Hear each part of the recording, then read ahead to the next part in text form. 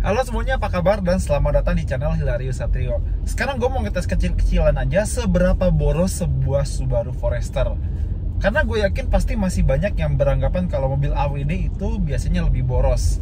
Mungkin benar, tapi seberapa jauh sih selisihnya? Jadi sekarang gue nyobain si Subaru Forester yang 2000cc. Gue isi Pertamax Turbo sampai penuh, terus gue coba dalam kota dan tol juga. Nanti kita lihat aja dapat berapa. Terus buat sekedar info aja, gue ngetes bensinnya sekalian aja 2 hari gitu. Jadi hari pertama gitu gue ngambil mobil ini di Plaza Subaru di Alsut. Waktu itu sebenarnya bensinnya hampir full tank, tapi range-nya gue baca itu cuma 340 km. Gue pikir dikit amat buat mobil segede ini gitu kan, mobil gede biasa tangki gede. Terus gue pikir sekalian aja tanggung, gue isi penuh buat ngetes bensinnya berapa sih. Gue isi Pertamax Turbo di sekitar stasiun apa itu yang deket apa BSD Rawabuntu. Dekat stasiun Rawabuntu kan ada pom tuh. Gue isi Pertamax Turbo, gue isi sampai penuh. Terus trip meternya gue nolin. Dan ini udah hari kedua gue jalan 69,4 km. Nah, jadi ternyata di hari pertama itu setelah gue isi penuh, gue nolin lagi tripnya, gue nyetir biasa aja kayak kalian. Gue nggak pasang eco mode atau apalah itu, nggak jelas. Gue cuma pasang mode intelijen, AC nyala, radio nyala, udah nyetir kayak biasa. Lagian ngapain juga nyetir yang iko amat gitu, misalnya sampai matiin AC, panas gila. Nah sekarang ternyata kalau misalnya kita nyetirnya tuh santai aja gitu, nggak usah ugal-ugal, nggak usah aneh-aneh, itu estimasi range-nya tuh pelan-pelan nambah. Jadi waktu gua ambil mobil ini dari Subaru kan tadi gua bilang range-nya 340 km sebelum harus isi lagi. Ini pelan-pelan nambah kayak tiba-tiba bisa 350, 60 dan bahkan sempet tembus 400-an kilometer kalau gua nggak salah. Gua lupa maksimalnya berapa. Tapi intinya mobil ini mempelajari gimana cara kita nyetir. Kalau misalnya kita nyetirnya ugal tuh dia range-nya diturunin. Kalau misalnya kita nyetirnya efisien, kita nyetirnya halus, dia estimated range-nya juga dinaikin. Dia mempelajari cara kita nyetir. Oke, itu tentang mobilnya. Terus gimana pas habis ngisi dari SPBU di Rawabuntu, terus berarti gue pulang dong ke Bogor. Gue pulang lewat mana? Gue nggak lewat tol. Gue sengaja karena ya semua mobil kalau lewat tol pasti irit kan. Ini gue lewat jalan yang Gunung Sindur, terus lewat Pasar Parung yang macetnya kayak apa tahu itu. Itu gue lewat situ. Sekarang gue penasaran gitu, gimana kalau mobil ini dipakai di kondisi yang agak random. Jadi jalanannya tuh ya kadang lancar, terus kadang juga macet karena banyak yang motong gitu, terutama di Parung. Macetnya ampun. Dan karena itu jalanan sempit, gue nggak bisa nyalip mobil lain dengan mudah gitu. Nah, jadi sekarang kita lihat aja gimana hasilnya. Terus setelah di hari pertama, hari kedua, ini gue dapatnya tuh sekitar pernah dapat sekitar 9 liter per 100 km. Terus sekarang ada di posisi 12,2 liter per 100 km. Itu satuannya ribet banget sih. Kenapa nggak kilometer per liter aja? Jadi kalau misalnya dikira-kira itu sekitar berapa ya? 8 sampai 11 km per liter. Dan itu rutenya gue bilang tadi ya, gue nggak lewat tol, gue cuma lewat Gunung Sindur, Parung, Jalan Raya Bogor, terus muter bentar di Botani Square, terus istirahat malam, paginya sekarang jalan lagi.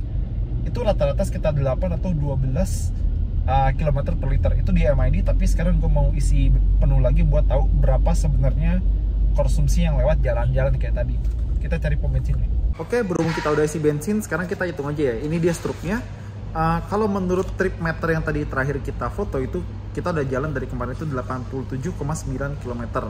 Nah, di struk bensin ini gua masuk bensin tuh 9,376 liter. Jadi kalau misalnya dihitung-hitung sebentar, 87,9 dibagi 9,376, jatuhnya sekitar 9,3 atau 9,4 km per liter buat si Forester. Dan itu buat jalan dari Alsut ke Bogor itu lewat BSD, Gunung Sindur, terus Jalan Raya Bogor, lewatin Pasar Parung juga yang trafiknya macet dan random, kadang lancar, kadang macet, terus kadang ada yang motong. Termasuk udah muter-muter kota Bogor dengan kondisi yang normal, AC nyala, nggak pakai eco driving segala macam. Dan itu ternyata lumayan loh, cukup bagus buat sebuah mobil yang 2000cc AWD gitu. Gue nggak nyangka, tadi gue kira bakal lebih boros dari itu, tapi ternyata oke. Ntar kita coba di tol, bisa seirit apa atau seboros apa. sekarang kan kita udah masuk tol, tapi sebelum gue pengen bahas si Subaru iSight-nya, gue pengen bahas juga kenapa Subaru cuma masukinnya 2000 cc. Padahal di luar sana, terutama di Jepang kan mereka punya mesin lain. Ada yang 1800 turbo, ada juga yang 2500 NA. Gue tanya, kenapa nggak masukin yang lain aja? Untungnya Subaru bisa ngasih jawaban yang cukup masuk akal ya. Mereka bilang yang 1800 cc turbo itu masih ada sedikit masalah di durability-nya, bahkan di Jepang sendiri. Terus yang 2500 pasti lebih bertenaga sih ya pasti, dan bikin mobil ini nggak akan kedodoran, tapi pasti sedikit lebih boros daripada mobil ini. Jadi mereka pikir 2000 cc udah yang paling masuk akal buat dijual di sini lebih dulu. Ya meskipun mesin ini emang agak underpower, tapi most of the time sih cukup aja. Sip, soal mesin udah, sekarang kita cobain feature Subaru iSight-nya. Pertama, Adaptive Cruise Control. Sekarang gue lagi pakai, dan dia tuh akselerasi dan deselerasinya itu halus. Tapi ada satu feature yang gue cukup jarang nemuin untuk bagian akselerasi Adaptive Cruise Control-nya. Jadi kalau misalnya mobil lain cuma ya ngegas aja gitu, begitu mobil lain udah ngegas juga, ini kita bisa pilih karakteristik akselerasi itu mau gimana. Jadi ada 4, ada Eco, ada Comfort, ada Standard, sama ada Dynamic. Jadi misalnya mobil depan itu udah mulai ngegas lagi, kita bisa pilih mobil ini mau ngegas secara apa, mau secara irit, nyaman, standar, atau agresif. Itu menurut gua hal yang menarik ya, buat kita bisa ngatur-ngatur kayak begitu tuh. Dan dia juga bagus ya buat jaga jaraknya. Mobil depan ngerem, kita ikut ngerem, mobil depan ngegas, kita ikut ngegas. Dan dia bisa dipakai macet-macetan karena sudah bisa low speed follow. Jadi cruise control, adaptive cruise controlnya nggak cuma kepake buat luar kota doang kayak begini, buat macet-macetan di dalkot juga bisa. Jadi misalnya pas berangkat kerja atau pulang kerja, bisa banget pakai adaptive cruise controlnya. Terus soal si lane keep assist sama lane departure-nya, ya sebenarnya alarmnya tuh nggak intrusive banget. Kita bisa atur volumenya dari settingannya. Dan untuk setirnya sendiri, ini feedbacknya bukan feedback ke jalan ya, maksudnya feedback kalau misalnya kita hampir ngelewatin marka jalan, itu feedbacknya cukup, nggak sampai maksa buat ke tengah banget, tapi cukup buat ngegiring kita ke tengah. Bagus. Dan kalau misalnya kita lama nggak pegang setir, nanti bakal ada alarm yang ngingetin kita buat megang setir lagi. Terus ada juga blind spot monitoring, ya standar lah. Itu Land Cruiser tuh gede ya, X3 yang di belakang ini aja kalah gede. Ya kalau blind spot semua pada tahu lah. Terus ada juga rem otomatis, dan gue nggak mau coba, gue masih sayang nyawa, dan nyobanya ntar aja kalau misalnya ada area yang terkontrol. Ujian sesungguhnya nih ngelewatin tol lingkar luar alias JOR, jalan bebas hambatan yang ternyata penuh dengan hambatan. Mau lagi macet baru nyadar dong. Lihat range to refill-nya, to empty-nya jadi 720 km. Gile, pakai cruise control dan gaya nyantai itu benar-benar ngaruh ya. Hebat. Oke, sekarang kita hitung berapa bensinnya di tol. Gue udah ganti baju karena ini hari selanjutnya. Kemarin habis ngisi bensin udah kecapean. Gue hitung aja. Tadi di trip meter itu 63,2 km. Ini lagi diem ya, jadi nggak apa-apa.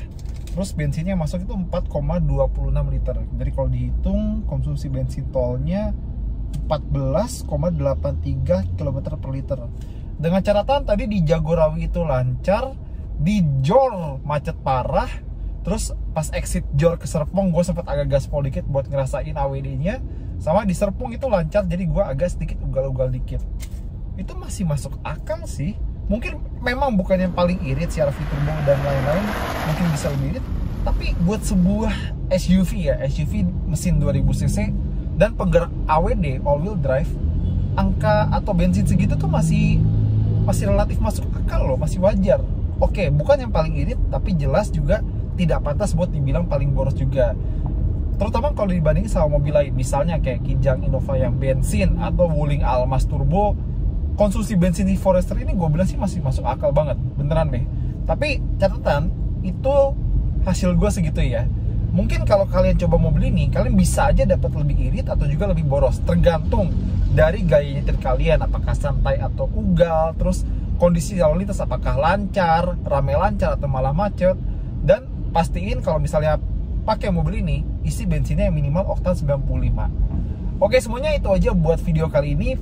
Pure cuma nyobain bensinnya aja. Kalau kalian suka tekan like, komentar, dan jangan lupa subscribe. Dadah.